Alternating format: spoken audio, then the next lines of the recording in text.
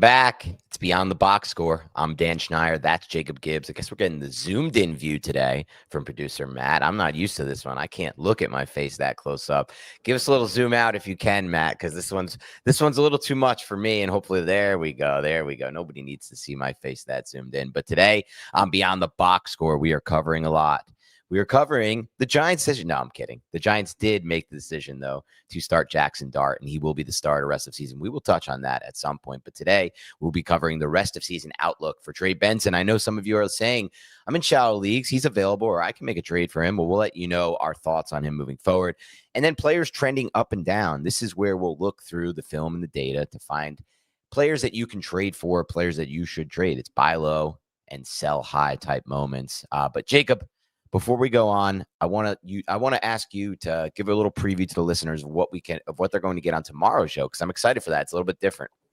Yeah, tomorrow's show is going to be cool. We're looking at offensive lines, and as I've gotten like the preliminary stages of preparing for that show, it's either going to be one of those shows that's like 2 or 3 hours long, or we might like split it up where we like watch a good portion of film this week and then come back and kind of update on a few of the things we touch on this week, and then give you some, download you on some more offensive line situations, because there's a lot of nuance that goes into trying to understand what's going on up front. Yeah. But what we're trying to get to the bottom of is like understanding how offensive line play has affected things so far. In fantasy. Yep. In fantasy for sure. So that affects what the quarterback's able to do, and then affects how we're able to facilitate passing and receiving volume down the field, how we're able to get the ball to these pass catchers that we put a lot of faith in, and maybe some of them aren't producing, and some of that has something to do with the offensive line. And so what I want to do is look at, what we've seen through each of the first 3 games for some of these teams, some of these situations, and watch the film, look at the data, and see if we think this offensive line is just a problem, or maybe they ran into some defenses that were throwing a lot of stuff at them, and maybe that has just like skewed things a little bit with how we're viewing these players, and maybe we can just take a step back and breathe and let it be okay and move on. And then definitely, I think maybe a little bit easier is like the run game stuff, like really dig into that. But that's tough to parse through as well, and has a lot to do with matchups. So Ashton Jeanty, Chase Brown are the 2 big and obvious ones. I'm writing the FFT newsletter right now, and I'm trying to help contextualize what we're seeing with Chase Brown, because it feels like people are ready to just be like out on this guy who was drafted like in round 2 or 3. And I know it feels really bad, but like just want to get into like what's working in the run game. Like Saquon Barkley, way worse so far than he was last year. And that's really weird, right? Like, is that just the offensive line, or is maybe he not playing quite as well as he did last year after he handled 400 touches, played deep into the, off season or the postseason and everything. So just a lot of offensive line stuff that we want to dig into and try to help contextualize and give you guys a better understanding of what you're seeing out there. Yeah, and I just want to thank everyone, all our loyal listeners, Beyond the Box Score. Anytime you're starting a new show, it's really important to create a community, and I hope that's what we're doing here Beyond the Box Score. There's been a lot of positive momentum on these videos in September that we're seeing the numbers on. So thank you to everyone who has hit the like button. Please, if you can right now, click like and rate and subscribe on iTunes and Spotify. We will be doing listener questions at the end of as many shows as we can to kind of facilitate that. But if you leave a question that you want answered by either of us in your iTunes review, and I think just iTunes for now, because unfortunately Spotify can't figure out how to access the reviews. I can see the ratings, but thank you so much. It's helping our show grow. But without further ado, Jacob, let's get right into the show right now. And let's talk about some players who are rising, trending up, trending down for us. Bro, don't skip over the New York Giants. That's what we want to talk about. Okay, that's what I want to talk about, at least. I'm sorry if you don't want to talk about it, but I definitely let's go. Jaxson Dart is in way earlier than I was expecting, and he's got Murderer's Row lined up for him here. So I don't know what we can expect, but I do think it could be a lot of fun. I was talking with Scott Barrett about the Cam Skattebo film, and he called Skattebo the Baker Mayfield of running backs. And I thought that was hilarious. That's good. And I just remembered when I watched Dart back during the draft process, I was like, okay, I don't want people to get it out of control with this comparison, because these 2 players are very good and very talented. But Dart reminded me of a hybrid, stylistically at least, of Baker Mayfield and Drake May, which is an extremely fun player. And then we saw him light it up during the preseason. And it's just like, man, I look at this backfield, like these two guys together could be so insanely fun. So is he ready? I don't know. We're about to find out. I'm curious, do you have any thoughts on like how he might impact the pass catchers or Skattebo or anything fantasy relevant compared to what we've seen through 3 weeks for the Giants? Yeah, for sure. So I don't think this was the Giants' plan. I don't think they ever planned to play him this early, but this coaching staff and this regime is on the hot seat. So they are forced to do this. And I don't think it matters. I think he is ready. He's proven he's ready from a playbook standpoint, from all of those standpoints. I just don't think they wanted to throw him in yet because of what you mentioned. This will likely be the toughest stretch of opponents I think a rookie quarterback will ever face. Given what, besides the Saints coming up, the Giants have defensive coordinators like Robert Saleh on the mix, Vic Fangio twice, the Eagles, the Broncos. They have the 49ers. There's the Chargers, who are one of the best coordinated defenses in the NFL and one of the actual best defenses in the NFL right now. So it's going to be a rough slate for him, but I think a lot will change. In the red zone, the Giants are going to have more design quarterback runs, so he could be in, like you mentioned, Drake May, just like an impact in the run game as a quarterback. From a passing game standpoint, he's going to use the middle of the field. That's what he used at Ole Miss, and that's something that Russell Wilson just wasn't able to process and see.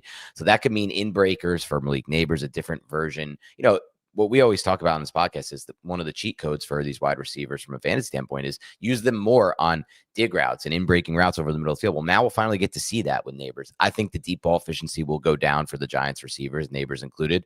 That's going to be a problem, but it cannot get worse in the red zone from a passing standpoint than what it was for Russell Wilson, who quite literally was not on time in the red zone, not getting the ball with any anticipation, and then just panicking in the pocket and taking sacks or throwing intentional grounding. So hopefully some passing touchdowns will enter the mix for the Giants with Dart in the mix. So I think it could be good news for Neighbors. I'm not fully sold there, but I think it's definitely good news for Skattebo because they worked together throughout the summer and developed a rapport.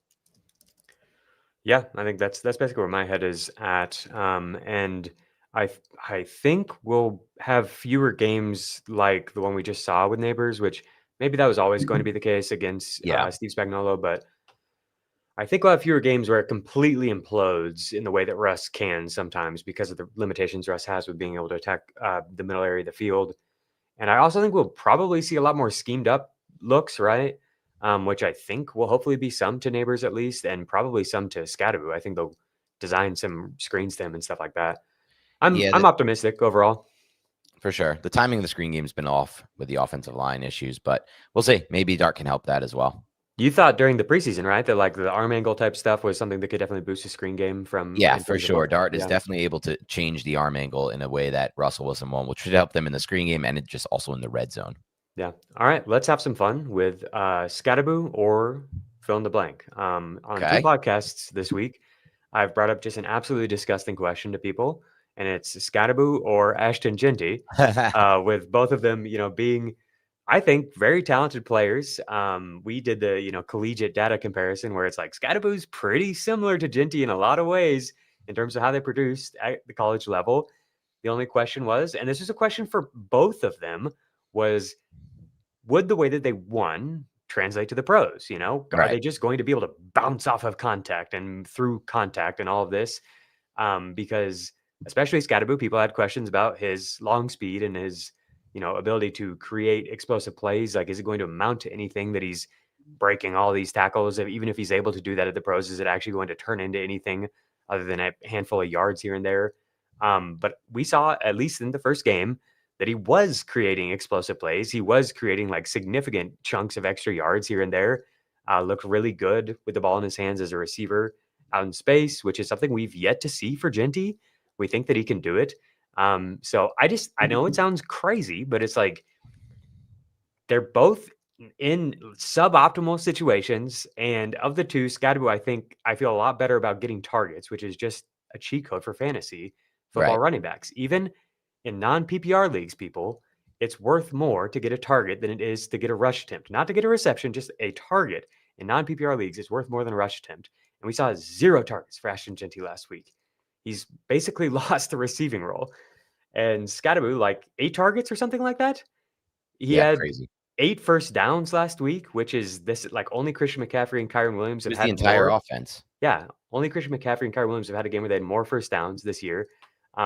They ran it through him. And I think that it's totally realistic that could he could be the offensive engine, and it could work, So like I think when you start comparing him to running backs, it seems like no way he can't be this high. But like I feel just as good about him as I do Trey Benson, who everybody's like super excited about. We'll get to that in a moment. But you said Genty over Skattebo for you, right? Rest of season, yeah. Rest of season for sure. But over the next month, it wouldn't surprise you if he outscored him, right? Yeah. Okay. How about let's go much lower than I think we'll kind of find our way to the middle. Alvin Kamara looking pretty rough through 3 weeks. 2 of the 3 weeks, the usage has not been good. Right. I was very low on Kamara to begin with all the changes there. So I would definitely take Scat over him. And when it comes to Scat versus Genty, I do want to touch on it just a little bit because it's very interesting. On paper, some people listening to this podcast might hear them be, these guys are idiots. Like, how could they even consider that? But, there's some people would be saying the same thing about Javonte Williams a few weeks ago. And Javonte Williams has clearly carved out a role that's very fantasy friendly. Genty has not carved out that role yet, despite the immense talent that he has. Because A, like you said, no work in the passing game, and B, not showing reason to be on the field in passing downs, right? Because Skattebo, and he talked about this last week, came in with this reputation that he believes dropped him from the 2nd round to the 4th round of the draft. I don't know if that's the case, which is he can't pass protect. And it was rough at Arizona State. We talked about that on our podcast, Big Blue Banter. But he's improved in such a massive way there, and he's looked really good through his first opportunities these past 2 weeks in pass pro. Genty, that hasn't been the case. And as far as the pass game goes, there's just no work there. And I think somebody said in the chat, I missed it now. Shout out to, I think it was Lou. He said, I was surprised at Skattebo's ability to win the edge last week against the Chiefs. And that's right. Yeah. Skattebo has much more lateral burst and lateral agility than people realize. He's not a straight line 4-4 athlete, but he has the ability to win the outside regardless because of that lateral burst. And so there it is, Louis Garcia. So I think he's going to be a more productive player than people realize. And there's not, like, as far as Genty goes, like, eventually things will get better for him, we hope, but their offensive line is showing no signs of that. They can't create any push up front. And it's hard to really figure out, in my mind, at least, Jacob, now, where Genty gets his points from outside of like a long run that he gets at some point. Yeah. Genty, he almost feels like BTJ or something, where it's like feels kind of hopeless right now. Like, I don't know how to tell you that it's going to come together. You just bet on the talent, right? Which doesn't feel great. But yeah, I agree. I would have him over Skattebo. I think it's a valid conversation though. So let's get through some more names here. Yep. Javonte Williams is somebody we've been very high on. Everything looks very good. Javonte or Skattebo?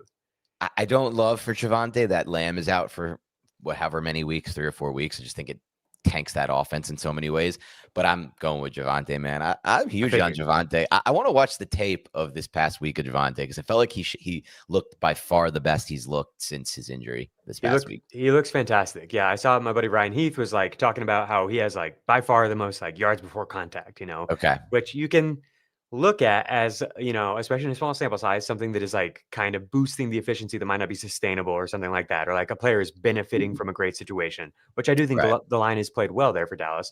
But also like Javonte gets that freaking thing and he is going, dude. Like he is absolutely bursting through those holes hard. Yeah, I would have Javonte over him as well. What about Jaylen Warren? People are bringing up that Cam Skattebo could become the lead singer, they said, of the Little Buff Boys, which to me is Jaylen Warren's job to lose. Do you think that Skattebo could take it from him? Well, I would love to have had the time, and we'll have time after the show in preparation for tomorrow to watch the cut-ups that you send me of the Steelers offensive line, because I just want to see what Arthur Smith is doing in the run game, and I want to see why it's not working as it should in so many spots. With that said, I think I'd go Skattebo over Warren right now because I have more trust in the role. Even dating back to last season, Brian Daboll likes to go with one back. Like Singletary will work in. It's not like it'll be like a Christian McCaffrey type situation from a workload standpoint or a Jonathan Taylor. But Tracy, when he took over last year, was really in a workhorse role. And the same was with Barkley throughout his career with the Giants. So I think it's very likely we see Skattebo in a lot of ways like a workhorse type role. So I'm going to go Skattebo. I think it is likely, possible, maybe even likely that we will see Skattebo in a workhorse role. We got Jaylen Warren in a workhorse role right now. 23 touches last week. He's getting the passing down. First time, yeah. Yeah, I know. Yeah. That's where I look at those two, and it's like similar offense. Mm-hmm. We are at least seeing it. I don't know if we can trust Arthur Smith to keep showing us this, but he is like the every down back, and he's also somebody who we've seen be very good for multiple years. I get a little bit nervous that the Skattebo stuff might be a lot of like really sensationalism type of stuff. Like it's very easy to get very excited about, but it's not actually like as much substance as it seems like it is. But we'll see. I mean, that was not the case in college at all. I think they're very similar. I do have Warren one spot above him right now. What about Breece Hall or like Travis Etienne? Could you push him ahead of them? The roles have not been great, like especially for Breece, and Etienne's like starting to lose a little bit of work. Role's not great for Breece. Passing work's not great for Breece. Jets offensive line has injuries and is starting to take a regression. I think last week, outside of one long run, Breece Hall was averaging under 2 yards per carry, taking away the one long run. I would put Skattebo ahead of Breece. There's no real reason. We're pushing up into the top 20 now. Etienne? Etienne, no, because I still have so much respect for what Liam Cohen is able to generate in the run game from a schematic standpoint, and he's going to give Etienne a lot of good opportunities. It's been great. All right. Yeah. We've got other guys too. I'm curious, Jordan Mason, how does he compare? We're going to get into those players in just a moment, but let's take our first break and then we'll get back with some more like rest of the season comparisons for you. Get ready. Wait a second. I thought we were going tubing. All 3 Sonic the Hedgehog movies and Knuckles are now streaming on Paramount Plus. And everyone loves it. Every adventure. Just try to keep up. Every face-off. This ends now. And every moment that will have you saying, Where have you been? My entire life! It's showtime! All 3 Sonic the Hedgehog movies and the entire Sonic universe are now streaming on Paramount Plus. Alrighty, we're back. We're going to go through running backs. If I can share my screen here, I'll show you guys. At the top, we've got Jonathan Taylor. This is just sort of by PPR points, but you can see if you're watching on YouTube, we've got snap rates as well, and then route rates over here. And then we'll, of course, get into some expected fantasy point numbers too, per the fantasy points data suite. We've got David Montgomery all the way up in the top 10 after a huge night last night, Monday Night Football. That was freaking awesome, dude. Saved me in a few spots. Oh, by the way, while I'm running through this, I've got a dynasty trade I want you to think about. Okay. I traded Skattebo for Chris Olave in a league where I've got a bunch of running backs. And I know it's like not fun or exciting. Literally, that's like people respond and they're like, oh, you don't like having fun at all, do you? It's like, Chris Olave is still 25 years old, though. Yeah, I know. Olave's a freaking top 10 pick. I think most of the time, if you trade away your day 3 running backs for top 10 picks. You know what? I actually take it back. I like the process of this trade entirely. Yeah, I don't know if the result will be what you want, but I do appreciate the process, and I think you did a good job. Heath Cummings replied to it and said, "In my trade chart, you've almost doubled your value here, A+." And he, he's FFT Dynasty himself, so I'll take it. Yeah, no, I think it's a good process. Jaylen Warren coming in at running back 14. It's been a pretty good start, and that is with no rushing touchdowns. He did get there as a receiver, but yeah, his expected fantasy point number just keeps climbing up. He was running back 3 in expected fantasy points in week 3. So I'm super excited about where we're at with him. That was a BTB call throughout the process. We got a little bit nervous about just because it's Arthur Smith and you don't know what to expect here. But Caleb Johnson's been totally phased out. J.K. Dobbins, I'm definitely curious to get your thoughts on. He's all the way up at RB 12. It's been very consistent, but the role doesn't necessarily support it. 37% route rate is lower than just about anybody you're going to see on the screen here. Like David Montgomery, Derrick Henry are the only guys that are really in that range. That's lower even than like Kyron Williams, 55% snap rate. But they did kind of phase out Tyler Bidet, so he got a ton of work. Are you selling high on Dobbins if you have him? You drafted him some, right? I drafted a lot of Dobbins. I think we saw on the ranking show it was much higher than consensus on him.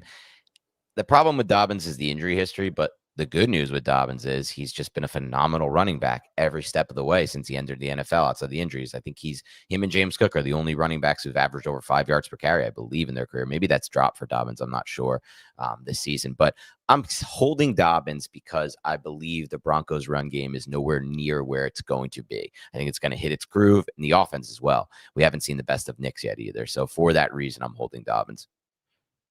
I would be selling, but I don't have any to sell. I get it. I'm stuck here with a bunch of RJ Harvey teams, just waiting, hoping. Oh yeah, those are bad. I got some on Harvey too. Yeah, so Alvin Kamara outside of the top 20 is where we're at with Yep. him. Even with an 80% snap rate, it's just like we need those targets, and that's kind of a problem. Yep. That's what we've seen from Kellen Moore in the past, and I also think that the quarterback play there is like a little bit more likely to scramble than maybe check down to him, and them getting Juwan Johnson so involved. Like it's a lot of Yes. things that add up that don't seem very good for Kamara. Would you rather have him or Tony Pollard? Pollard for me. I mean, I was out on Kamara. I don't have a single share of Kamara this year. I had no interest in him. This is exactly what I thought would happen. Like he was in an offense, I was just dumping him the ball, and that was his only real value. He doesn't break big runs. He gets some touchdowns occasionally. What's moving forward? What does he offer you from a fantasy standpoint? Yeah, maybe gets traded. Maybe gets traded to the Chiefs. I guess, but even then, it's like Yeah. I don't really believe in him as a player anymore. It doesn't look great. So the other guys I would mention here are Josh Jacobs and Amari Hampton, 19 and 21. The usage is better than that, especially for Jacobs. So let's look at some usage. Jacobs is such a nice buy. They're both such nice buys, but I don't think you can get Hampton anymore. But my God, he's about to blow up. Per the Fantasy Points data suite here, I've got pulled up. This is the bell cow report. And so you see XFP is expected fantasy points. That's their model that looks at every opportunity and where it came from on the field, and it knows how much targets are worth compared to runs, and tells you what you could expect. If you simulated this, 1,000 times, what might the outcome be? So Jacobs was RB 18 in week 1, RB 13 in week 2, RB 3. He actually did end up just ahead of Jalen Warren. RB 3 in expected fantasy points in week 3. To me, clear buy, right? Like, nothing about the offensive infrastructure are we worried about, really. He just hasn't really produced. The run game has kind of struggled. If I have time, I would like to get to them before tomorrow's show, but that might be one that we wait till next week for. Okay. But overall, like the XFP numbers are good, top 20 every week. And we saw, him creep up high last week because of all the targets. Who's it? Hampton. Hampton's not quite as good because there haven't been targets. So he's 22 and then 19 and then running back 6. But still, like top. He's, I think, 21st or 19th or something in actual points, and he's been top 22 every single week, including RB6 this past week. Once Najee Harris went down, it was like all Hampton. So it might not be easy to buy him after he finally had a big game, Right? But maybe you can. Some of those guys we just looked at, like maybe you can flip one of them for Hampton, somebody who's outproduced them to this point. Would you rather have like Hampton or Kyron Williams? You think? Ooh. I think I'd rather have Hampton moving forward. I think that's totally fair. Blake Yeah. Bortles is really good. Like I don't really see any threat in Hampton's backfield to take work from him. Right. Yeah, I feel pretty good about Hampton. Like Javonte Williams, I doubt you can turn him into Hampton, but maybe Javonte plus a little bit gets you there. Yeah, this is like a Haskins is a Michigan guy who's behind Hampton, so I think he'll have a role at some point, like in this offense, but it's not going to be what they plan for Najee. Yeah. I mean, man, if I could turn Dobbins into Hampton, if I could turn Dobbins plus something into Hampton, I would do that all day. I think that's a great move. Yeah. All right. So, yeah, I don't really have anything else with the running backs. I just wanted to point out some of the guys have underperformed. People were asking about Judkins. He was RB9 in XFP last week, which I think is about as high as he's going to push in XFP because he's not going to probably get a lot of targets. Agreed. But Flacco does check down. I sent out a chart earlier this week that had like each team's expected fantasy points for the whole backfield. And Cleveland was number 2 on the year, but it's a lot of that has come like through Jerome Ford targets and stuff like that. Yeah, and Dylan Sampson's crazy target share. Yeah, I don't think Judkins' role is quite that fruitful, but he was top 10 last week, and he looks really good. Do you have any? He has proven in the past he can play a role in the pass game. Yeah. Do you have any thoughts on him versus Skattebo? That's what people were asking. Oh, I think I got to go Judkins in that. I think the Browns have, to me, shown they're committed to using him when the game script is applicable, and just looking at their schedule, it won't be applicable this week against the Lions. This won't be a good Judkins week, in my opinion. But after that, Carson Wentz, Vikings, Steelers, they'll be in the game against the Steelers. The Dolphins will be in the game there. The Patriots, the Jets. So that's 5 straight games after that where the Browns could easily, in my mind, keep the game script in a position where they'll just lean on Judkins. So just overall volume is definitely going to be better for him. And again, Tracy's back in 2 to 3 weeks, and I do think he'll have a role. It would be Skattebo pretty easily for me, actually. I was very much like more on his film than Judkins, but I have liked Judkins so far. Yeah, and I just think there is like the receiving upside that I just don't know if we're getting. And I really worry that if we get into this gross Browns offense where it's Dylan Gabriel or whatever, like that could be just Yes, awful. you're right. And it's If like it goes to Gabriel, it's going to be. You know what? if I he take it back. if I he do. if he loses the third down work like he has been, like if he never gets that role, if Right. it's always going to be Ford or Sampson, and they're in this like Gabriel version of the offense, which maybe he'll be fine. I don't know. But if he's less competent than Flacco, if he's any less competent than Flacco, they could be finding themselves behind like pretty significantly Right. in a lot of games. The defense has played so good though that there is a That's narrow path to like them being kind of competitive and them just like riding Judkins in those games. that's kind of what I meant with the game script, but I Yeah. do think it will be entirely dependent on Flacco playing. I think if Gabriel starts, they're going to be a nightmare of an offense. No offense to Gabriel. I do not believe in his ability at all to play at the NFL level in non-preseason games where the defenses are scheming. Because what are defenses going to do to Dylan Gabriel? They're going to play middle of field closed. They're going to rotate. If they play too high, they're going to rotate their safety down every single time. And they're going to play no depth with the corners and the safeties because they don't believe he can beat them over the top. And that's just going to constrict the run game. So actually, more I think about it, I think it could be empty touches for Judkins, despite my belief in his talent. So I would go with Skattebo over him. What I've got here is expected fantasy points through 3 weeks. And of course, at the very, very top, Christian King. McCaffrey, 27.5 expected fantasy points per game. Next is Jonathan Taylor, 21.1. And everybody else is below that 20 mark. So Jahmyr Gibbs, he's had a ton of targets so far. Him and Bijan Robinson looking almost identical in terms of both fantasy points and expected fantasy points through 3 weeks. Saquon Barkley at RB5, Josh Jacobs at RB6, Chase Brown at RB7. We really even haven't even seen the targets in the way that they were there last year. I don't know, man. I think I'd like if I had Chase Brown, I'm just chilling and waiting. That's and all hoping. you can do. Yeah, I don't like it could be better. My home league, I obviously we know I drafted a lot of Chase Brown, so I'm sure you have some shares as well because we had him ranked pretty high. I didn't really get any because I was drafting Bucky over him. Okay. Well, good for you.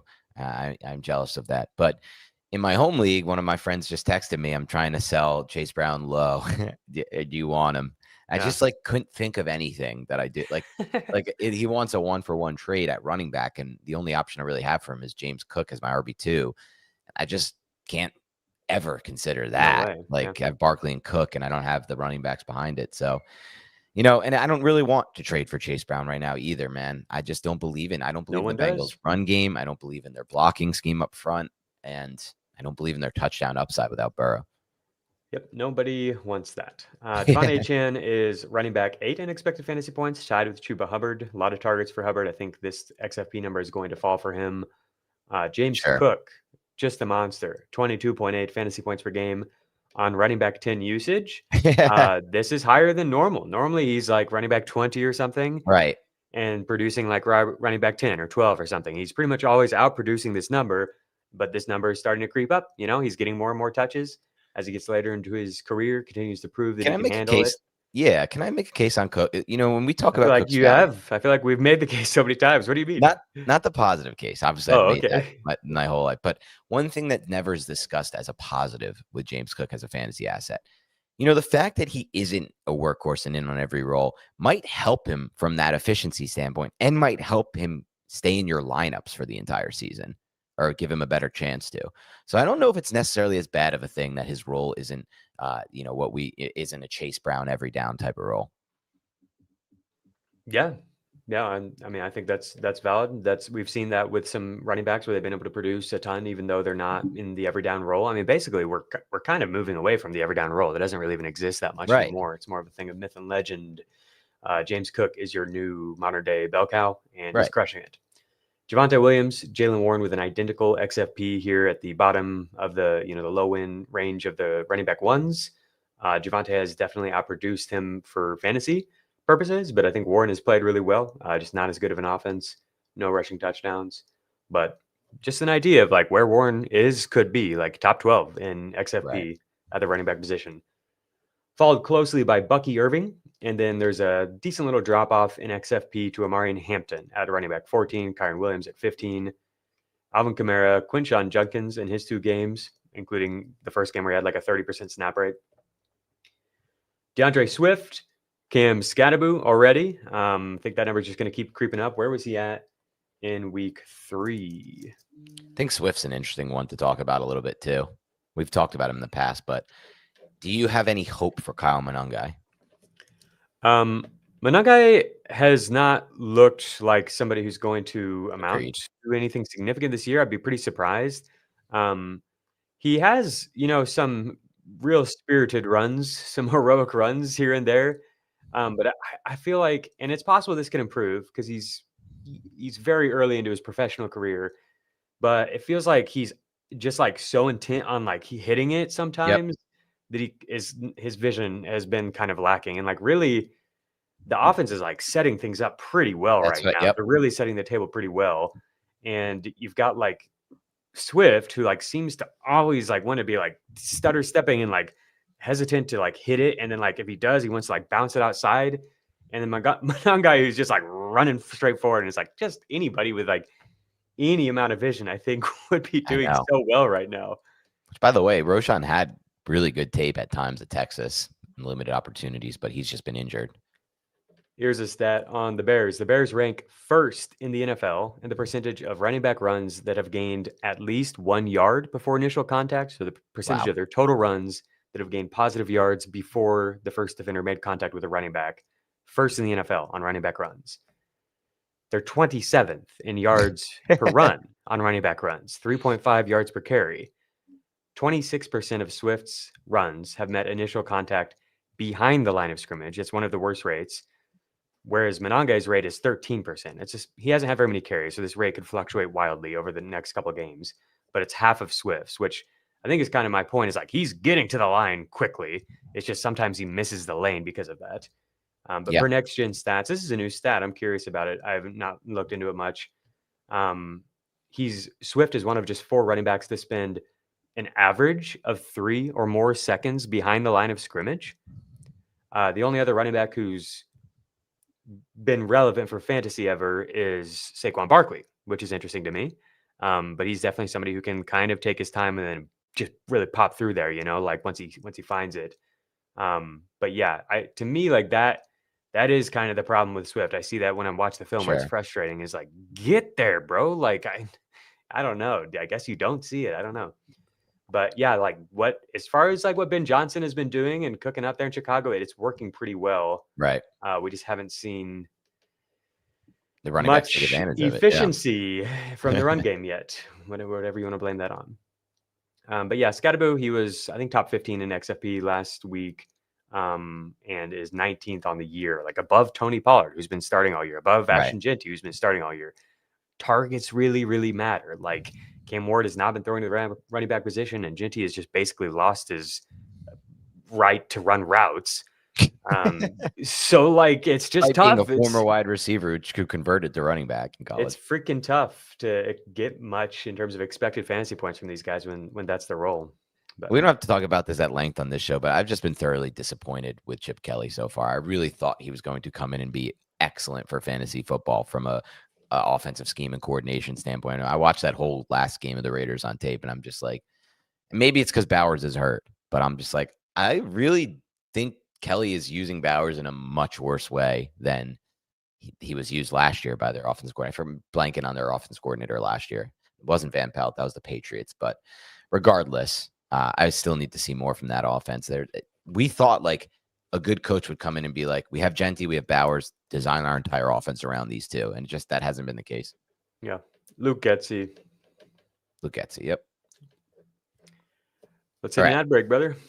Yep. Let's take a quick break. Your word from our sponsors. Please hit the like button if you haven't already, because we need your help. Hit that like button. Hover your hand over that mouse. Click, click, click. You got the like button. You helped us out for the day. Subscribe to the show if you haven't already. But we're going to take a quick break to your word from our sponsor. We're going to get back into some more players trending up and down for us.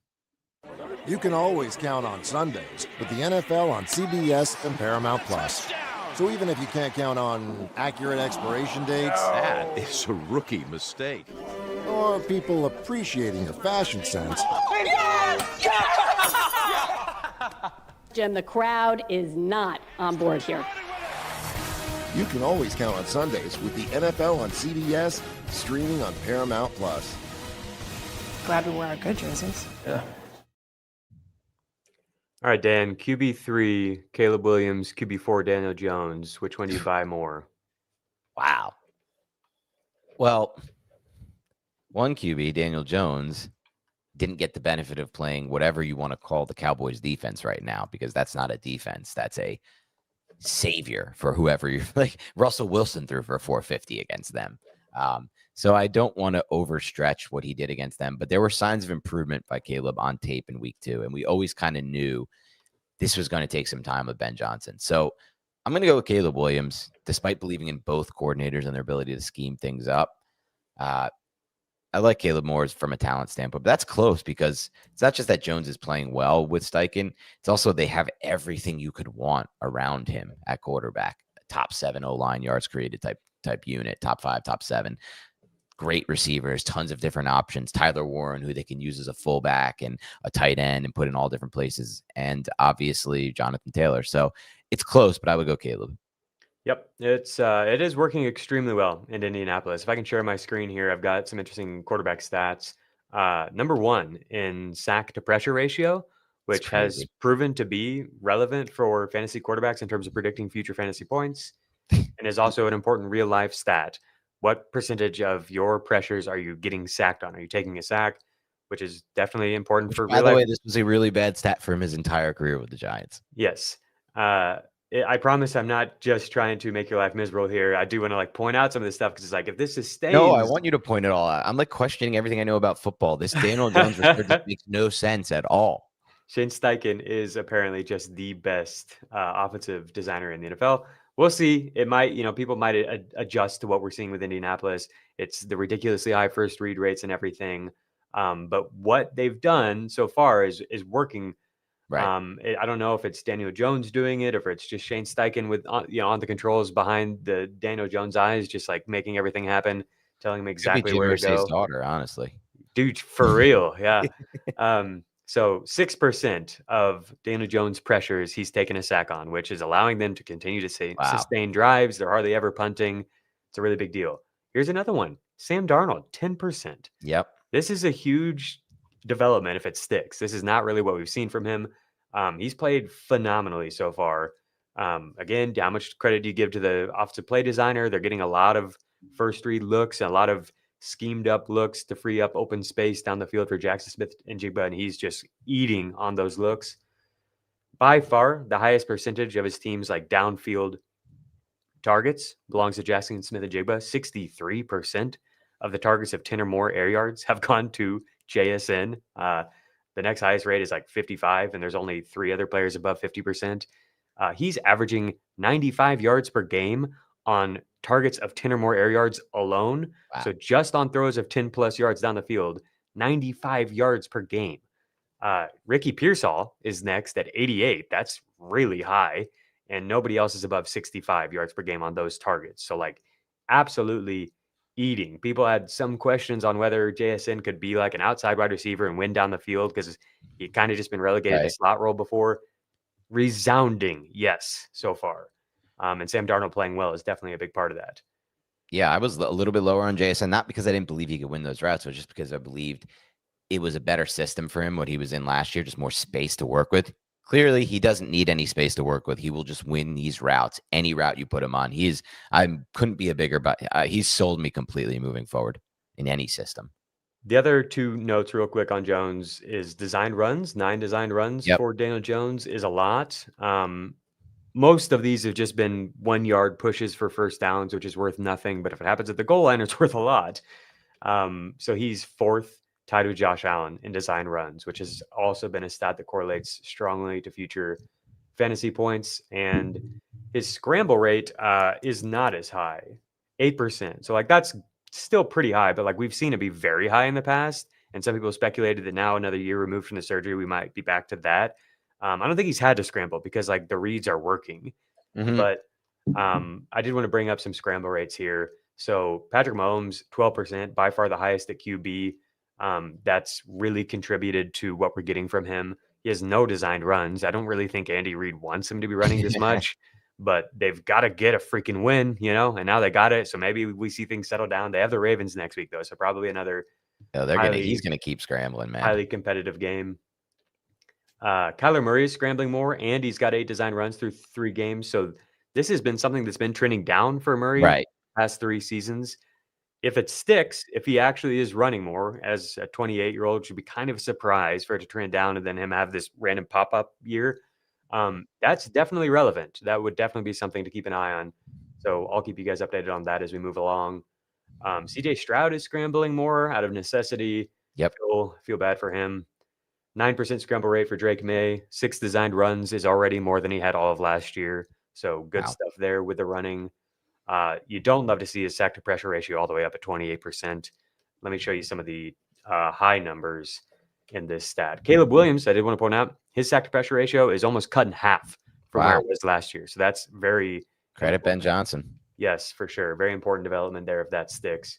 He's scrambling as well. And they've designed a few runs to him. They had a run last week where it looked like it was going to be an RPO, but based off the offensive line action, I think it was literally just the designed quarterback run that was supposed to look like an RPO.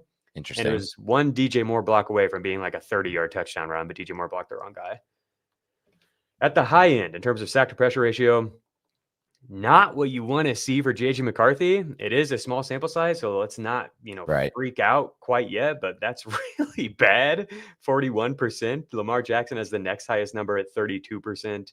Cam Ward is at 28%. That's pretty typical for a rookie, especially one that likes to play hero ball, likes to take as long as he can to try to find something down the field. And then you got Drake May at 28%. So we want to see that number be lower for Drake May. Do you have any quarterback thoughts? Do you have any thoughts on anything here as it pertains to the pass catchers, or should we just move on to wide receiver and tight end notes? Let's roll the wide receiver, tight end. All right. Cool beans. At wide receiver, we called out Rome Odunze after week 1 and then again after week 2. And I think that's been important. Hopefully you got in early on that because he is wide receiver 3 in fantasy points through 3 weeks. If I can share my screen here again, I've got the wide receivers pulled up. Odunze, I'm curious how long they're going to stay so locked in on him because he's had some drops. And the other thing is like DJ Moore has been open a lot. I watched all their snaps from the last game, and there were a lot of plays where Caleb wasn't even getting to him in his read. And it feels like he's just like stuck on Odunze, And so I don't know. It's really encouraging regardless of what happens going forward. What we've seen so far is really encouraging. But I just don't know if we can expect him to continue to just completely dominate the target share. Sure. If DJ Moore is bought in and running good routes, which he was last week. Can I share my screen here? Tre Tucker is at wide receiver 4. Do you have any Tre Tucker thoughts? I know he's somebody, I feel like there was a time when we were both excited about Tre Tucker, and then he was just like literally the emptiest route runner in the league in terms of just running routes and not getting any targets. And so I kind of was like, all right, enough Tre Tucker, no more. We don't need any Tre Tucker fantasy talk. But here we are, never wrong, just early. Dan Schneier, do you want to take a victory lap on Tre Tucker? No, we cannot take a victory lap, or you can. I cannot take a victory lap on Tre Tucker. Definitely like what I saw from him because I got a chance to watch that Raiders offense. And I think the big thing for Tucker for me moving forward is this is not going to be a concentrated offense. At least I don't think so with Bowers and Genty. In which case, somebody like Tre Tucker could pop and could be the guy that moves forward, especially with a quarterback like Geno, who is looking to take whole shots. He is looking to take deeper shots down the field. He's a big game hunter, was in Seattle, is here. So I'm a little intrigued by him moving forward. He's a free agent in most leagues at this point. I think some deeper leagues, he's already rostered. He would obviously be my top waiver wire. I think that's for everybody this week, assuming Benson isn't on your waiver wire. And I'm willing to take a little bit of a flyer here, full well knowing that I don't feel like he's at every week starter role yet, but has at least that ability in each given week to pop for a big touchdown, which not every receiver we're starting does, and has a much bigger role in the passing game than I thought he would have. Yeah, it's interesting. I think with Bowers banged up, they've had to look for other options. Right. And this past week, Tucker was not someone that was prioritized by the defense. He's out there all the time. He definitely has speed. And Geno ain't afraid to throw it to anybody. He will, if he sees you streaking and thinks he can get it to you, he'll take it. So we could see games like this. Any type of best ball formats, like the best ball dynasty leagues, I'm adding Tucker for sure and making it a priority. Jaxson Smith and Jigba, like full send, believe in this breakout based off of the data that supports it. Check out our show that we did on Monday with Adam if you haven't seen that. I went into detail looking at historical precedents for this kind of a start to a season in terms of producing over 4 yards per route run through 3 games. And every single receiver has been like a top 5 per game producer for fantasy. So it really looks good. If you can buy him for anything less than like top 3 or 5 fantasy receiver value, I think you absolutely jump on that. How about 2 Chargers in the top 8 and neither one being Ladd McConkey? We don't love to see that. On that note, the fantasy points data's charting shows that McConkey is still the man. So that makes me feel good. I've got a long list of stuff I want to watch this week. I don't have to. I can scratch McConkey off of that. His separation score is better than it was during his rookie season. His route win rate is also slightly better than it was in his rookie season. Quentin Johnston has been phenomenal, but his rates are slightly below McConkey's. I'll share this on the screen real quick here. You can see this is per the fantasy points data suite. So we got like a 22% route win rate for McConkey, 20% for Quentin Johnston. Really good. Being in the same vicinity of McConkey, who's having a better season in this metric than he did last year, is really freaking impressive. Right. Keenan Allen is at 14%. So is this sustainable? If they continue to keep 3 receivers on the field so much and pass so much, hell yeah. I think any of these guys could have a really good fantasy season. I'm curious what Keenan Allen's usage will be like this week if they get a big lead and maybe don't have so many 3 receiver sets out there. I also think it's relevant that Oronde Gadsden, the tight end prospect that they liked and we liked, like Right. he's on the field. He played a lot more this past week. He got some targets down the field, looked good. That could change things a little bit. I don't know. I was based off the preseason usage and the way they like treated him the first few games. I thought it was going to be like just an ease him in kind of situation with Gadsden, but he played a lot this week. Yeah, somebody to keep an eye on waiver wires and deeper leagues. Are you buying the McConkey stuff at all? Because for me, it's like he's basically the biggest buy at receiver right now, and there are a lot of really good buys. Or you just think it's going to be frustrating like this?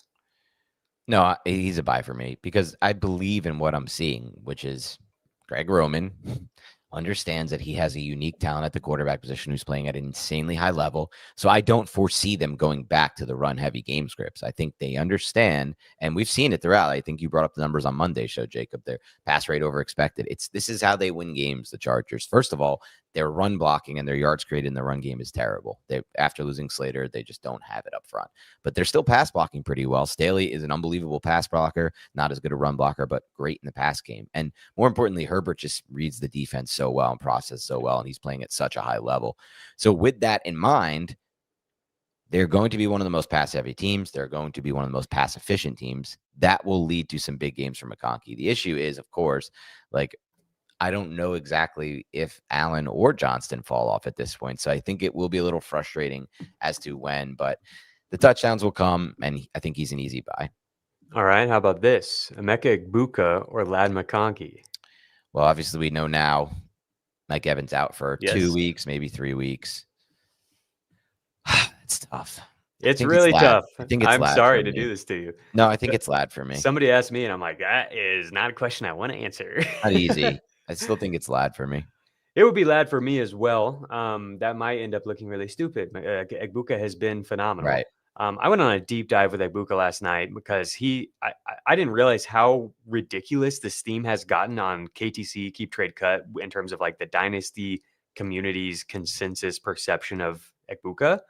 He's like wide receiver 8 or something overall. Like he's above anyone from this rookie class other than Tyler Warren and Genty. And hell, he might be above Genty by the end of this week, the way things are trending. Here's where I'm at with Egbuka. He's obviously awesome as a player. And what we've seen like confirms that the refinement to his game, his route running, like knowing where to be against zone coverage, knowing how to track the ball and be in the exact right spot, even if he doesn't create a lot of separation, finishing the play, yards after the catch, all of this stuff is very, very good, very polished. So we knew he was coming in as a player who's ready to contribute. And we also knew the runway was clear for him to come and produce. And now, even more so, maybe without Evans. I think, honestly, Evans being there helps him a lot because he's still playing at a really high level and defenses have to worry about him. Right. But what I had concerns with Egbuka was what was the upside for him? How high could he really push?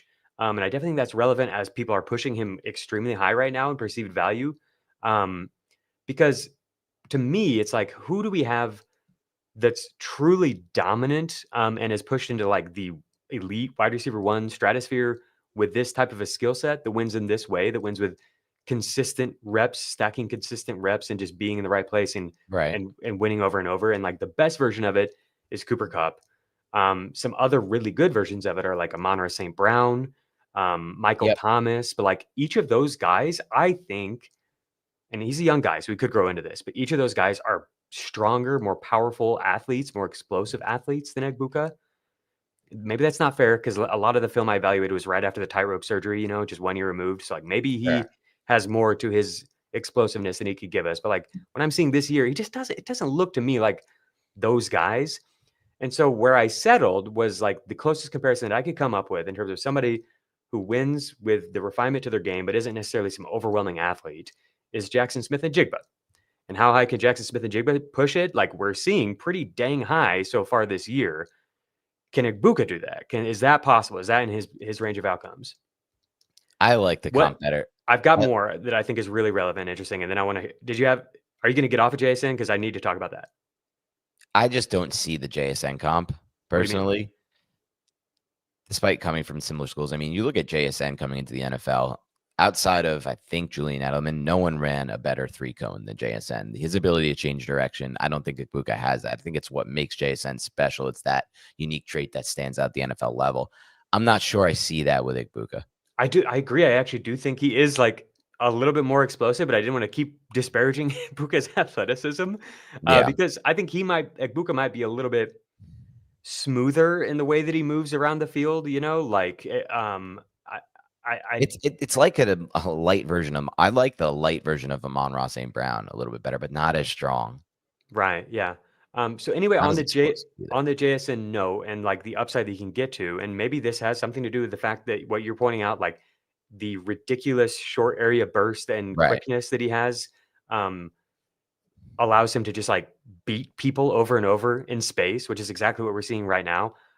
We've seen that amount to these ridiculous games for Jaxson Smith-Njigba. He had that game where he had like 300 yards or whatever in college.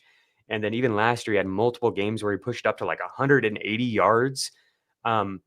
That's the clear difference to me with them is Egbuka's never shown that. He did have a year where he had over 3 yards per route run as a 19-year-old breakout. So that's really encouraging. That was the year that Jaxson Smith-Njigba got hurt. But if you look at his game log, he played almost 3 times as many games as Jaxson Smith-Njigba. And the top games, it's not even close. Jaxson Smith-Njigba's 5 highest games in terms of receiving yardage were all higher than Egbuka's second highest game, with like a third of the total games played. And that's just where it is. Like, to me, it's like you look at Egbuka's game log and it's like there's a ton of games between 70 and 90 yards, but there's really not very many games even above 100. And there's very few above like 130 at the collegiate level. And I just think we're a little bit out over our skis here, thinking this guy is going to like come in and be a super like wide receiver 8 in Dynasty. You have to be so good to belong in that range. Like, I don't know. And I to me, it's like McConkey, we know he is. We've seen him have 197 yards in a freaking playoff game where the Chargers only threw for 250 yards, like he could give you a 1,500-yard season at any point. I don't know if Egbuka gets there. Maybe he just like gets a bunch of touchdowns. He's in a really good offense. We've got a prime test here in week 4 against the Eagles. I mean, the situation's as good as it gets, though I do kind of think in fantasy, this is why I'm higher on Ladd, like it might hurt him to actually have Evans off the field and lose all the attention that Evans was getting on the outside. With that said, he's a smooth athlete. He's made some acrobatic catches. I think he's really has great body control and I'm kind of in on the idea that he will be redraft, like a success story this year in redraft. It's just the dynasty standpoint I thought Definitely. was interesting by you. I do think we get out way ahead of our skis a lot of the time on these dynasty receivers. I remember Juju Smith-Schuster after his first year with Antonio Brown was dynasty wide receiver 1 by consensus, and that was really a mistake in a lot of ways. So I'm with you on a dynasty standpoint, but I do still think, like, looking at that Bucs offense, it's a well-oiled machine, or at least it was. We'll see if it can maintain that with all these O-line injuries. So I'm worried. yeah, And they're only applied for like 21 points or something this week.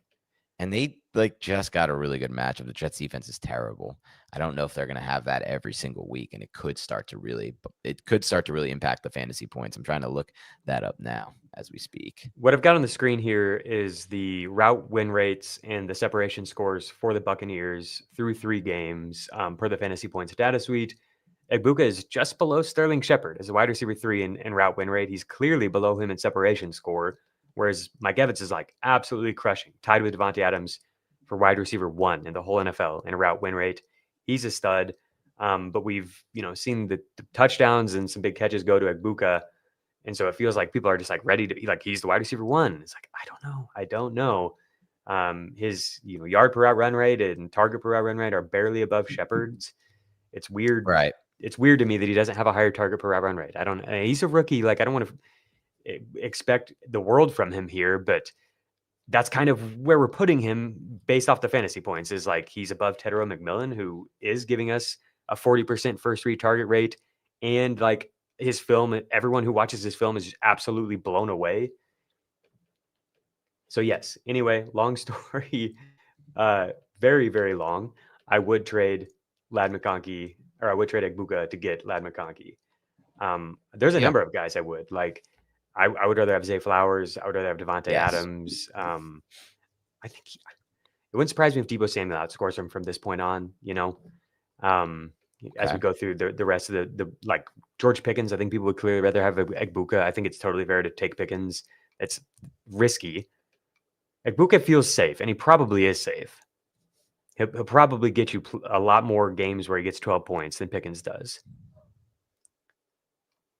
Tet McMillan all the way down here at wide receiver 30. I think one of the clearest buys at wide receiver. I think this is really important to point out. I've been like fine with his fantasy point production. I think if you get over 10 points per game from a rookie receiver through the first 3 games, is like, that's fine.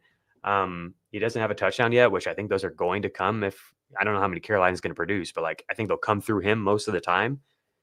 I've just been like so happy with what we've seen on film and him winning in a variety of ways down the field, at the catch point, after the catch. And so if somebody is discouraged about this start, which I've seen some of that on Twitter, and it's like, wow, he actually might be somebody to go try to trade for. I'm not trading him anywhere I have him. He's a nice buy. I think he's more of a buy low than anything at this point. I'm with you on that. Which shocks me because I think he's played really well. And it's like, he's a rookie. Do you really expect a rookie to do much better than 12 points per game and 216 yards through 3 games? Like, that's pretty freaking good. Ladd McConkey all the way down here, wide receiver 41. Jameson Williams in the same range, man. It is not looking good for Jameson Williams and his 18-yard average depth of target. He has 8 receptions in 3 games. Wow. He has a 12% target per route run rate. It's like he's just right back to the role he played 2 years ago. Essentially what we said would happen.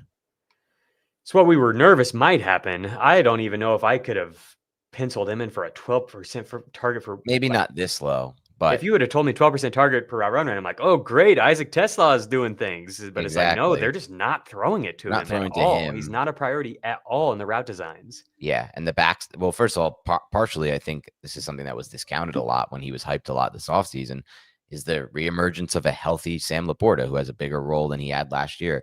And when it came to JMO, I feel like most of the reason he was hyped up boards this fantasy preseason was because of all the offseason reports. He looks amazing. We love him. All the things Dan Campbell said about him. None of that translates to fantasy success unless the role changes. And right now, we're not seeing the role change enough. Where are you at on Drake London? Have you been able to watch any Michael Penix? Not yet. This is a big thing I want to do this week. Watch Penix versus the Panthers, because I watched that game live and I lost a main survivor pool on a risky and stupid Atlanta pick. And I just came into that game thinking this is the stone worst pass defense in the NFL, the Panthers. Maybe they weren't actually, but from a pure talent standpoint, roster-wise, they just do. They were been depleted from resource. They don't have guys there besides J.C. Horn. And so I thought he would dominate that game. And just to see that happen, I saw one cut up online that someone did of Penix just not seeing the middle of the field and missing a would-be touchdown to Kyle Pitts on an in-breaker and then one more in-breaker. And that just harkens back. I use the word harkens back to what happened with Michael Penix at Washington. You know, he didn't use the middle of the field. He was throwing outside the numbers all the time, taking advantage in that scheme of the college rules and the hash marks and having that wide field side. And I was always worried about that at the NFL level. Like, will he be able to use the middle of the field? He hasn't been yet at all. It's been a problem for him in these 3 games. And so I want to watch Penix, but this was my concern all year with London. And I went in, I bought in on London at the very end, though, unfortunately, because I think you made a really compelling case for why he would break out. And I still think it's possible, Jacob. I really do. But Penix is going to have to play much better football. Yeah, I think that case still exists. Even with this awful 0 points from the Falcons last week, they were still like top 10 in plays and yards on the week. Yeah, Zach Robinson. Yeah, right. So like the infrastructure is good. It was about as bad as it gets from Penix. And still like it could have been a fine game. And I don't even know if London is fully healthy yet either. Right. I would be buying London for sure. Like if you can sell Igbuka for London plus, like London is like Igbuka, but we've seen him do it for a long time, and he's bigger. He can win in more ways. Like player, yeah, he is. Like I would definitely do that. Like MHJ is where I draw the line. I wouldn't be buying. I wouldn't be buying there. MHJ. This is the weirdest prospect. This just happens sometimes. It happens a lot with QBs. Trevor Lawrence, these can't miss. But then it's like, all right, it's QB. It's so hard to predict that position. When it happens with a receiver, man, or a running back, I just find it so odd. Like when we watched his tape at the college level, he was a dominant player, man. He was winning on in-breakers. He was winning at the catch point. His body control was unique. His route running, his release package was so diverse for somebody. And you would expect it, right? It's Marvin Harrison's son. But like what's happening now at the pro level? Random drops that make no sense, right? Like just the concentration issues. Maybe it's because he's not involved a lot in the pass game. I just don't love their connection either still, Kyler and Marvin Harrison. Yeah, there's no rhythm. All right, Dan, I found an awesome stat for you. Guess who's number 1 in expected fantasy points on catchable targets? So this doesn't factor in prayer yards or end zone targets to Chris Olave where he's wide open, but he got missed. Maybe they would have counted that one as catchable. He barely got his hands on it. Anyway, number 1 in catchable target XFP at the Fantasy Points Data Suite, Jake Ferguson. Wow. This is for full PPR. But Dak has played very well, and he's been locked in on Jake the Snake here. Number 1, ahead of any receiver, ahead of freaking Puka Nacua. After leading the tight ends last year in yards, what was it? Yards after contact or yards after Jake Ferguson, since the start of 2023, has the most avoided tackles at the tight end position.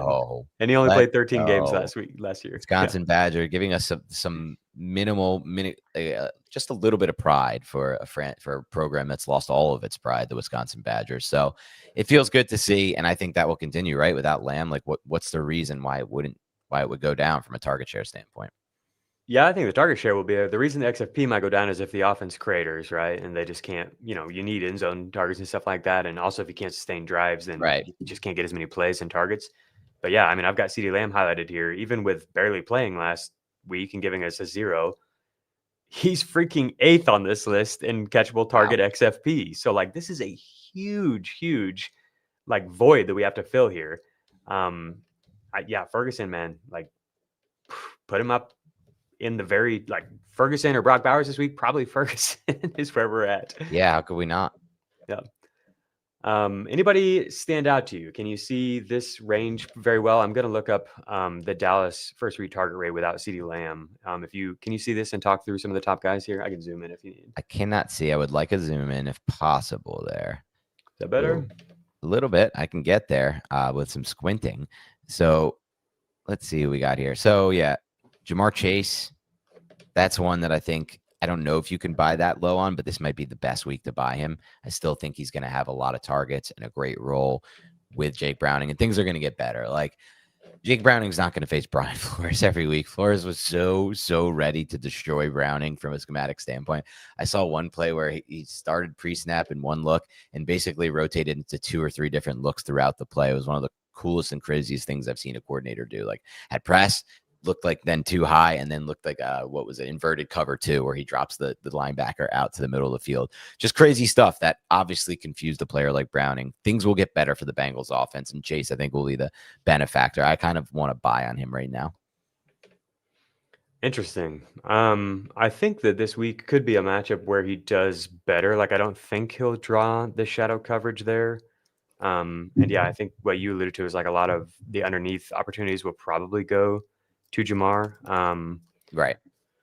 I did look it up, and it wasn't anything crazy. It was a 31% first 3 target rate for Ferguson last week, which is very, very good for tight end. That would be the highest over the course of the full season. And then 26% for Pickens. So that's what I was the most curious about, is are we going to start seeing things shift over to Pickens as like the primary read, the wide receiver 1? We'll see. So far, it hasn't really been that, but some of the route usage we've pointed out in the past has been encouraging. They're using him on horizontally, breaking routes a little bit more. And so those are routes where you can get more targets. Juwan Johnson, the only tight end coming close to Jake Ferguson. He's up here above Jamar Chase in XFP. And in actual fantasy points, he's been very productive. Not quite as productive as Jamar Chase, but 42 fantasy points through 3 weeks. Mike Evans here, 11th overall, like more even though the role has been so awesome for Jaxon Smith and Jigba and everything, he's right here above Jaxon Smith and Jigba. So that's a huge loss for the offense. I don't really know who's going to replace it. Like, are you throwing any darts at like Sterling Shepard or anything like that? Are we just expecting it to be more to Rashad White and Bucky Irving? Can Bucky handle much more? He got almost 30 touches last week. Or is it just going to be Egbuka gets like 14 targets? I think they'll mix and match. I don't think Shepard will be fantasy relevant and be consistent enough, but he'll definitely have a role there. Egbuka is here at wide receiver 14. So even though the target number hasn't been super high, he's got a lot of end zone targets, a lot of looks that, he's obviously converted on and scored fantasy points. I don't want you to overreact to what I was saying earlier. It definitely is like especially if the offense keeps moving the ball. We've got concerns about the offensive line and everything. The run game has not been working. Does not look the same at all. Dude, this is going to drive people crazy when I send this out in the newsletter, but Bucky Irving's side-by-side numbers with Chase Brown's are too close for comfort for me as the biggest Bucky bull on the planet. They're both just getting lit up behind the line of scrimmage over and over. And like Bucky's creating a little bit more, forcing more missed tackles, but like they're honestly pretty similar. And nobody's like freaking out about Bucky because like his quarterback's not hurt and he's scored some touchdowns. But it's like if Chase Brown just gets some more targets, which is something we've seen him do, right? And he's basically in the exact same role. Yeah, and the situation with the Bucs could get dire with all these offensive line injuries. For sure, yeah. We also could see Chase Brown lose work though, so I don't want to. Right, he's not Bucky. He lost a good amount of work last week. Right, yeah. Bucky's like locked into his role, but maybe Chase Brown does start to give some of his work up because it's been very inefficient on the ground. Tyler Warren still up here, even with a quiet week 3. I think everything's on track there for him to keep crushing. Harold Fannin, 22nd overall in XFP. Wow. Just above Trey McBride, above, some really good receivers here with Deebo Samuel. It's been a great season for Ricky Pearsall. I'm curious how things will change if Juwan Jennings can get back on the field and healthy. But I feel great. Man, he's just like crushing them down the field, just like absolutely torching defenders down the field. Devontae Adams is 28 and just going to keep climbing. I think he's number 1 in the league in end zone targets. They get down there and they just like freaking lob it up to Devontae 4 times in a row. And that's going to improve. I really feel like their rapport will improve Stafford and Devontae. Devontae is a buy for me, despite, the production already. Yeah. Zay Flowers, man, all it took was 1 week. How are you feeling after week 3? I'm fine still on Zay Flowers. Obviously it was a little bit more like what we've seen from him in the past in his career, but ultimately speaking, all he needs is a few big plays and a few touchdowns to kind of revert that back and get us excited about him again. And he's still a buy for me. Yeah. All right, let's run through tight end real quick, and then we'll get a quick waiver wire discussion and get some listener questions in. Sure. So Jake Ferguson is tight end 1 in fantasy points in PPR, and does have the role to back it up. Juwan Johnson is next. Hunter Henry, tight end 3. Wow. And then we've got I don't know, man, what to do with somebody like Kincaid. I think I would just clearly be selling Kincaid. Yeah. Like, look at his route rate compared to the guys around him. It's much, much lower. I'm not buying the Mark Andrews stuff. I don't know, like It's if you're like week going, to week game plan stuff. With yeah, Mark I don't know Andrews, if you're going to be clearly. able to sell him or anything, but No. I would take Fannin over both of those guys. I would Agreed. take Pitts over both of those guys. Maybe Pitts versus Kincaid is basically the same, but he's just playing so much more. And I like some of the stuff they're doing with Kincaid. It just feels like it's just been that he's got touchdowns. Yeah, they have basically the same yardage number. Sam Laporta, maybe you can turn Kincaid and something into Laporta. You know, I don't think you're gonna be able to do that with Mark Andrews, but like maybe Laporta you can get for cheap. He's tied in 14, but like the role has been good. Johnny Smith is playing a lot, getting a lot of design targets. Brenton Strange played more this week. He's looked good. I don't think there's really anything else at tight end to mention. Colson Loveland, man, they gave him a bunch of design targets and then he got hurt. But like they were, and this is something Ben Johnson has talked about, is like he wanted to get the tight ends more involved. And we saw right out the gate in week 3 that they were like designing stuff for him down the field. So that's a bummer. He's still holding Njoku. The route rate and everything is still pretty good. No, I've never really been in on him this year. It's just not I don't foresee him jumping back onto my radar at any point. All righty. All right. You want to get to some listener questions? Do we have those ready? Yeah, let's rock some listener questions here. Changing the game and mailbag. Hey, Dan and Jacob, best FF content out there. Thank you. And I watch way too much. Thank you. Thank you. Love Ryan getting involved as well. Yes, Ryan is the man. Would you? I did see Ryan take on some haters though recently on X, which I love to see. By the way, I love when you take on the haters and you don't take the high road, because then makes you a dummy like me who does that kind of thing. You gotta just let it go and let it roll off your shoulders, Ryan. It's a lesson we can both learn. But he wants to know: would you trade Ken Walker for Omarion Hampton or Christian McCaffrey for London, Omarion, and Kittle? Interesting. He has Kraft at the tight end position, so he might not need Kittle. You think he's saying 12-man PPR redraft with 3 flex starters? Huh. I think I would rather have Hampton than Kenneth Walker because there is no Charbonnet in the backfield. I'm definitely Hampton over Walker. Yeah, they were close going into the year, and now we've seen that they're willing to trust Hampton with, 70, 80% of the snaps, and Najee is out of the equation, whereas Walker's role hasn't been quite what we thought it might be. The other question is really interesting. Really interesting, yeah.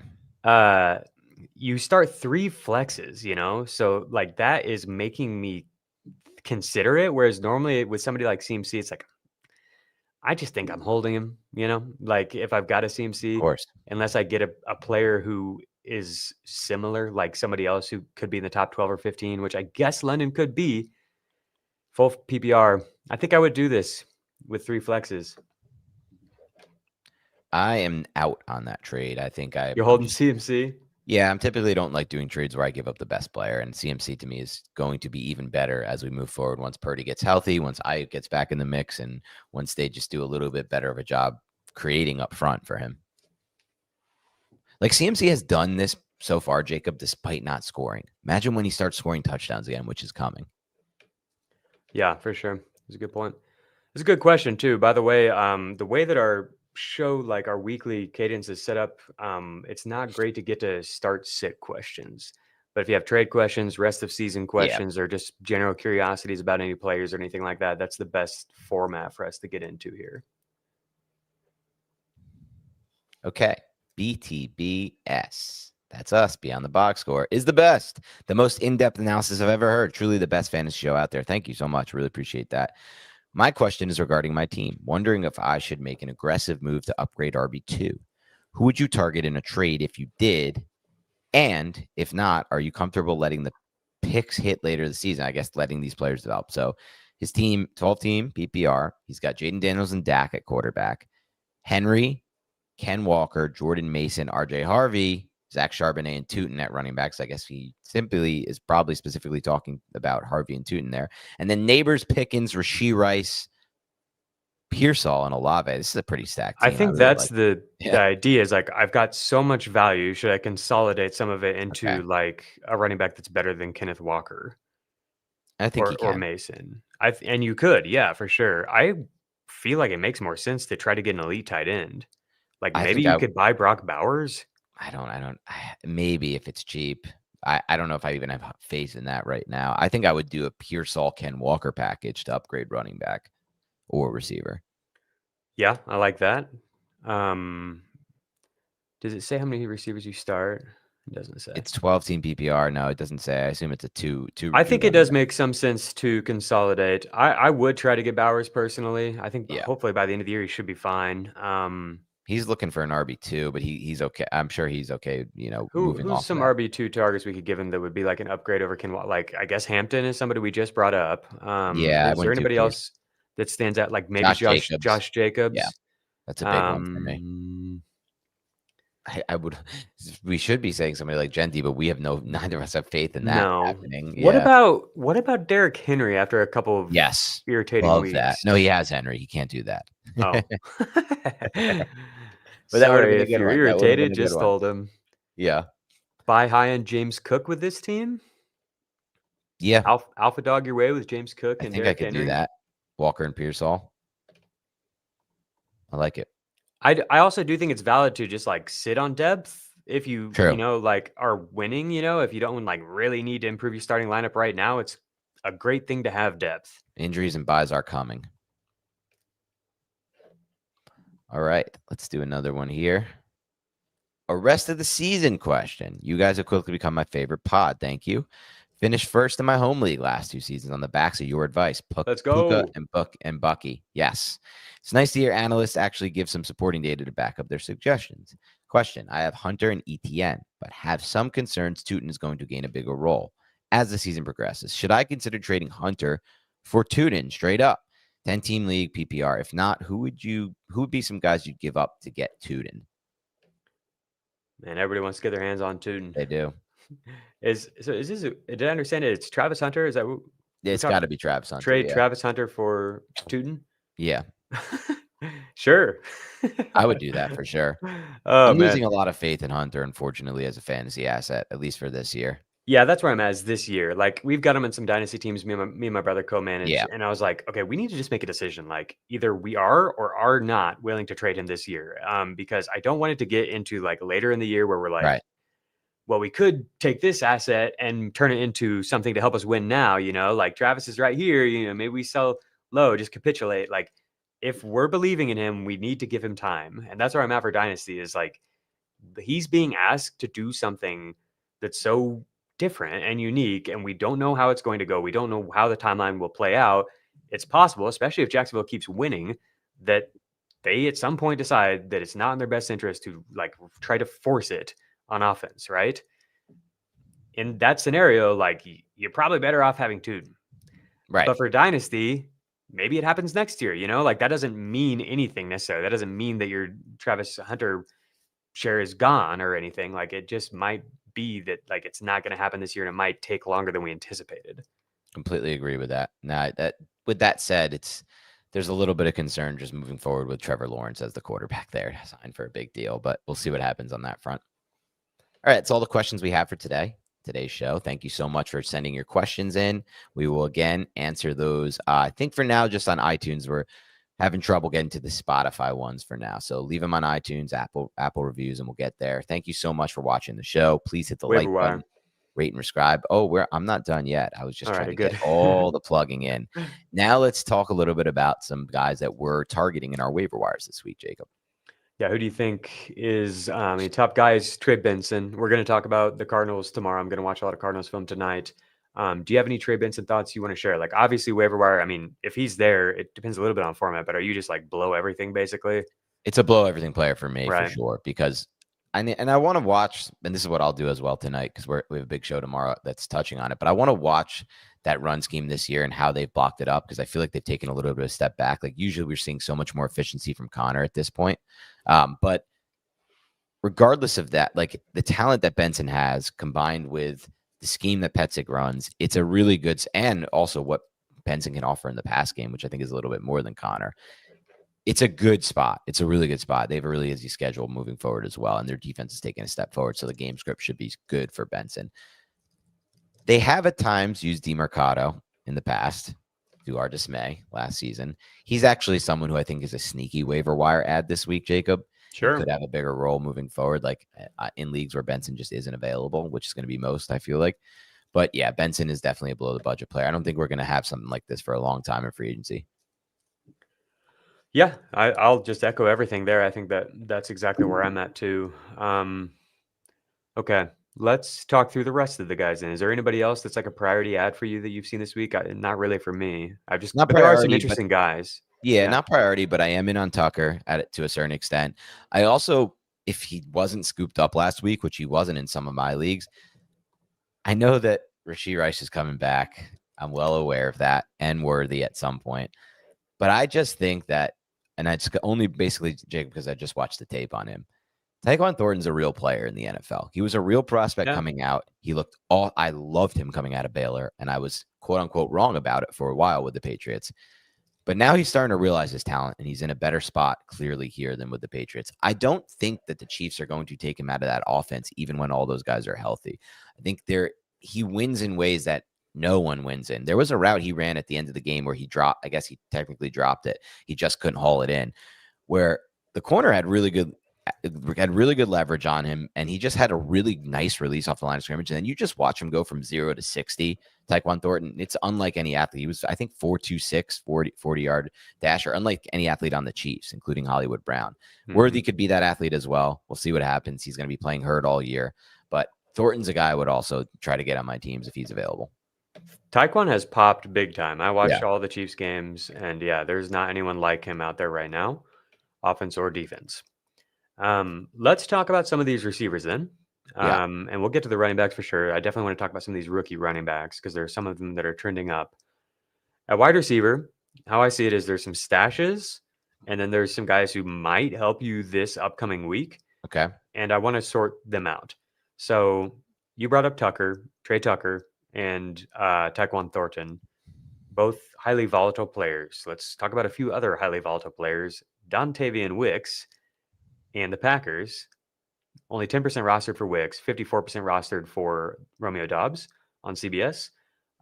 They get the Cowboys this upcoming week. And if the Cowboys are able to keep up with them at all, and it doesn't just turn into a huge Josh Jacobs game, this could be a huge shootout. And the Cowboys can't cover anybody. Right. And so I'm curious, are you rolling the dice with Thornton or Tucker over these guys, over Wicks? Because Wicks is available in most leagues. No, for this week, Wicks is the play based on that. I think so too. Yeah. I think so too. Okay, so let's go Wicks and then Tucker and then Tyquan, right? If you're playing for just this week, yes. Okay. How about Alec Iomanner and Torrey Horton, two guys who could help you this week and may help you beyond? Where would they fit into this discussion for you? Yeah, we've been on both of those players for a while. I think Iomanner's the clear one for me. Just the idea of Calvin Ridley's been a massive disappointment on tape. He's had a crazy amount of drops. This is not new for him. And generally speaking, I think he might just be one of the more overrated receivers in the NFL, just given his whole profile. Not a big receiver, not really hard to, let me try to put this into words. When I watch Calvin Ridley, I don't really see the defining trait. It used to kind of be his route running and his ability to get in and out of his breaks, but he's not doing that at the same consistency or level he had been with the Falcons in the past. So Iomanner could generally speaking, be the best receiver on that roster. So if the Titans pass game can ever figure out this season how to protect and how to give Cam Ward more time, he could be a real fantasy asset. So he would be number one for me. I think he has the only upside of any of those players to be the number one on his team. Okay. I'm going to push back on this if we're talking just for this week and how we reorganize. Yeah, not for this week. Yeah. Looking at the matchup. So Iomanner has Houston this week, whereas Tre Tucker's got Chicago, which to me is similar type of matchup boost as Dallas. True. I actually think I would put Tucker above Wicks, but he's going to be more expensive. So if you put it, how I would do it is I would put a small bid in, probably like 3 to 5% on Tucker, knowing that I'm probably not going to get him. And then I would also put like 1 to 3% on Wicks and probably land him. He would be my 2. I think I actually might push Horton above Iomanner for this week. And then I also like him beyond that. We were obsessed with Horton, his film and his analytics as well. And he gets a nice matchup after the huge game. 3 touchdowns through 3 games, one of them being special teams. But the list of receivers who have done that is very short. I think it's 15 players. dating back to 2000. So they are facing Arizona, whose secondary is a little banged up. I think he could be a priority over Io Manor. And then I think Taekwon would be last among that for group. this week. Yeah, I think that's fair. Okay. The stash players at receiver are Isaac Tesla, Jalen Coker, and Luther Burden. I actually have Luther third among that group, but I'm totally fine pushing him ahead of Coker and even Tesla if you want. We've already seen Tesla make the big plays in the same way that Burden did. Burden, it was just a design play by Ben Johnson that got him wide open down the field. His role didn't change. He's basically playing the same role as Tesla. Tesla got the start last night, but didn't play significantly more. I think his snap rate was like 20% or something. Do you have any preference on those guys? Are you pushing one above the others? It's despite what we've seen, I still have Burden highest of those guys because I believe in his talent by far not more than Tesla.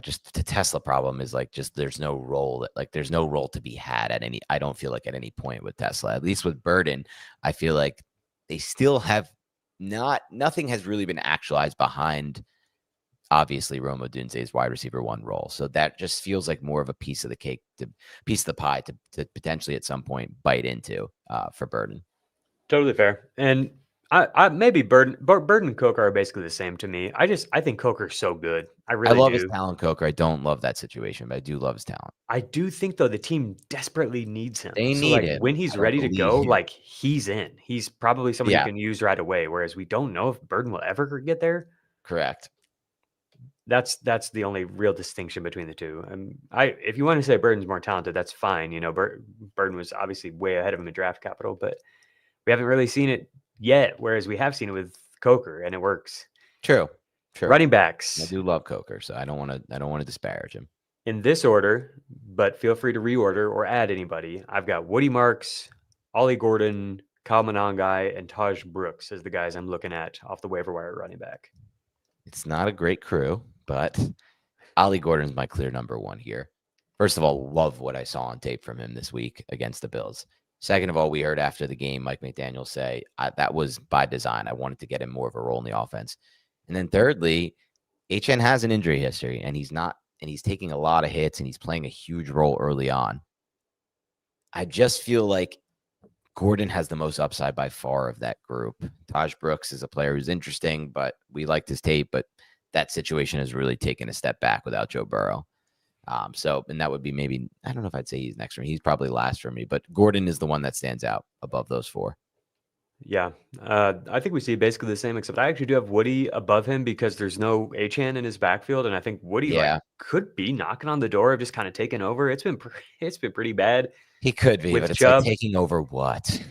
Yeah, probably not much. But in any sort of format where you think that might be helpful to have a running back who's out there playing and will get some targets. If you are in a 3 flex league like that question earlier or something like that, this is a guy who had ridiculous number of receptions in college. Truly ridiculous. Like, I don't even remember. It was like 500 or something. That doesn't seem right.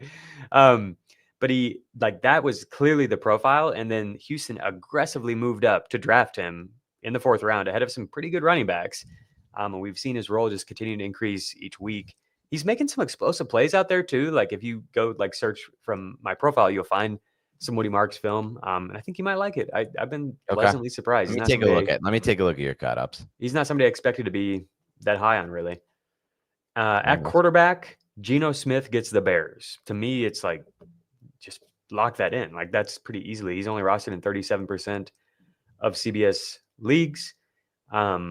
If you want to go deeper, probably like Carson Wentz, Jaxson Dart. I don't think Mario's going to start again. So it's like probably those guys for like super flex leagues or anything like that. Pick up Kirk Cousins in super flex leagues if you don't already have him. Yeah. Don't have much else. Yeah, quarterback's dry at this point, with the exception of Dart, but these are all super. Carson Wentz against the Steelers, maybe? No. Let's not go there.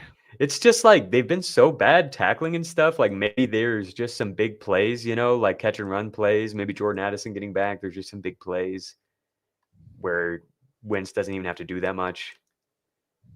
I mean, Darnold isn't a bad pickup against Arizona. Sure. I don't love picking up guys for the Thursday night game. Those games are often pretty ugly, but man, Darnold has really been playing well. Is there anything at tight end? I feel like we pretty much hit on it. Dallas Goedert, if he's available, like he's available in this FFT Open League, which surprises me. Hunter Henry, if he's available, those guys like Goddard had the highest route rate of any tight end last week. He was on the field a ton. Harold Fannin, if he's available, definitely worth a look. Colson Loveland is a great stash if you've got the space. Deeper leagues, we mentioned Gadsden already. Yeah, good call. That's pretty much it. At tight end. Yeah, it's a dry week for free agency not much in general. jumping out. It's We've got some good options. We've got some good options at the top. Some decent options at the top. I don't think, obviously, if you're including Benson, who's just not. Yeah, Benson's probably not available in most leagues. Yeah. But again, we mentioned some guys that we like. Ollie Gordon, I think, is a great stash. Tre Tucker as well, as if you need somebody for this week. So keep an eye on those guys. Good luck in free agency this week. Good luck in your matchups. Thank you so much for tuning into Big Blue Band. Sorry. I almost. Wow. It's been that kind of day. It's been that kind of Jaxson Dart time, baby. He's ready. I'm on like 4 hours of sleep in the last 2.5 days. So I'm trying my best here. But with that said, thank you for tuning in to Beyond the Box Score. Woo. And tomorrow's show is going to be a fun one. It's something different that we haven't done. We're going to dive into offensive line stuff, run game stuff, just a different wrinkle on fantasy football discussion, I think. So I'm excited for that one. Check us out tomorrow. Have a great rest of your day, and we'll talk to you soon.